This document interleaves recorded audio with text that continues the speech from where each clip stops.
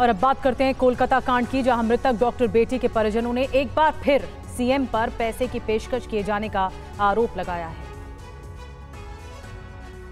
আমি বাবা মাকে যেটা বলেছিলাম অন রেকর্ড, যেটা আমি বাইরেও বলেছিলাম যে দেখুন মৃত্যুর বিকল্প টাকা হয় না।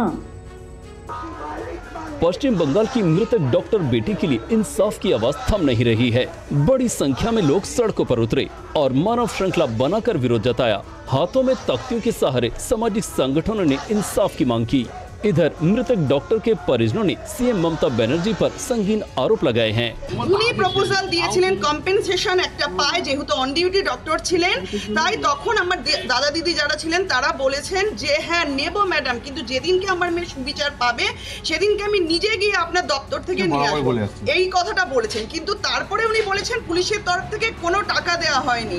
আমরা আগেও বলেছি, আজকেও দায়িত্ব নিয়ে বলছি, হ্যাঁ টাকা আমাদের কি তখন উচিত ছিল যে আমাদের মেয়ের যখন বডি পড়েছে वीडियोग्राफी करार, उन्हीं जे बोलছেন प्रमाण दिन की प्रमाण देबे। इस बीच सीबीआई की टीम लगातार जांच में जुटी है।